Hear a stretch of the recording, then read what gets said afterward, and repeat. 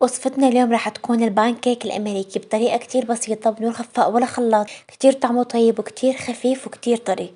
يعتبر وجبة غذائية كتير خفيفة وما بتاخد أبدا وقت. رح نعمله بأكتر من نكهة.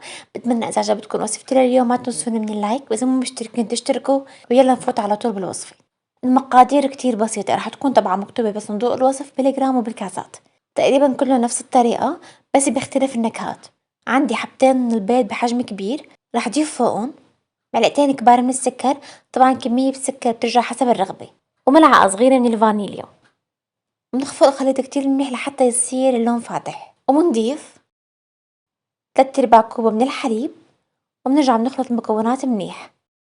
وضفت كمان ملعقتين كبار من الزبدة 30 جرام، سيحتهم وضفتهم فوق الخليط.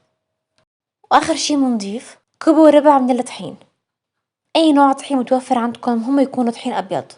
وبنضيف فوق الطحين ملعقتين صغار من البيكنج باودر.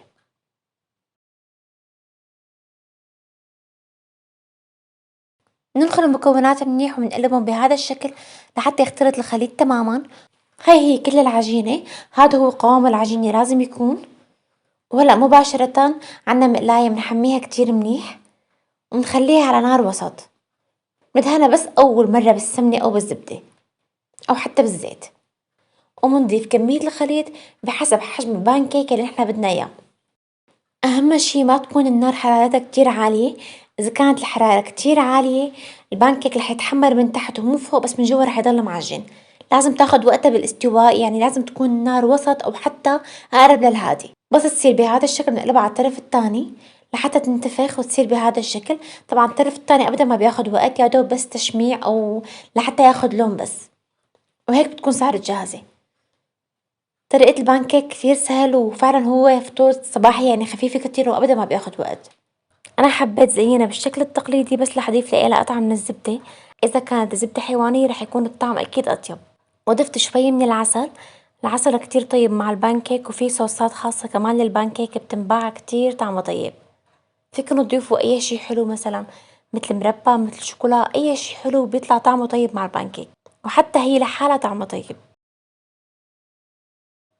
أما بانكيك بالشوكولا فضفت حبتين بيض بحرارة الغرفة، ملعقتين كبار سكر، نصف ملعقة صغيرة من الفانيليا اختياري فيكن تستغنوا عنه. حركت الخليط منيح ورجعت ضفت 3/4 كوب من الحليب الدافي. رجعت حركت المكونات وضفت ربع كوب من الكاكاو.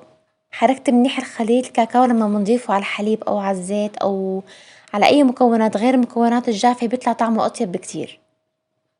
وضفت كوب زائد ملعقتين كبار من الطحين، وضفت فوقهم ملعقتين صغار من البيكنج باودر. دخلت المكونات ورجعت خلطتهم كتير منيح لحتى صار الخليط بهذا القوام. أهم شي تنتبهوا على قوام الخليط، إذا حسيتوه كتير سائل فيكن كمان ترجعوا تزودوا كمية الطحين، إذا حسيتوه كتير متماسك وجامد فيكن تضيفوله كمان حليب. وكمان ضفت ملعقتين كبار من الزبدة.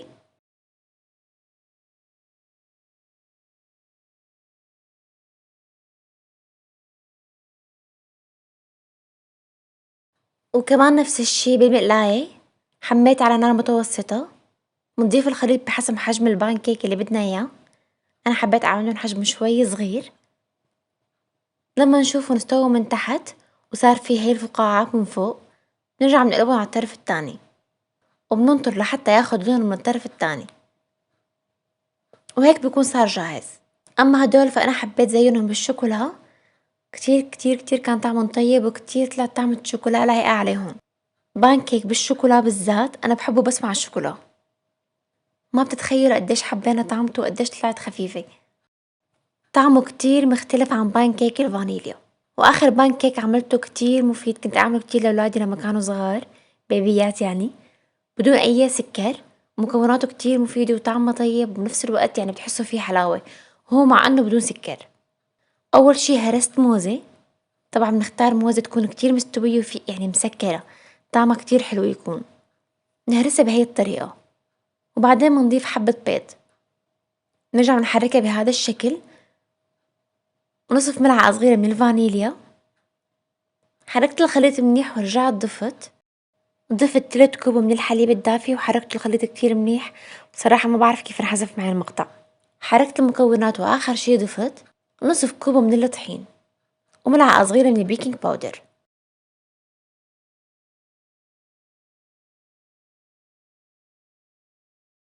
وملعقة كبيرة من الزبدة.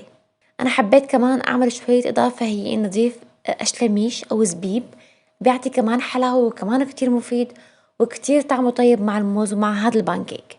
هي كل المكونات، مكونات هاد البانكيك كتير بسيط، ونفس الشي عملته بنفس الطريقة. كتير بحب طعمته هاد البانكيك كتير بحسه مفيد، وبالأخص إنه بدون سكر، كتير مناسب للبيبيات وللكبار حتى.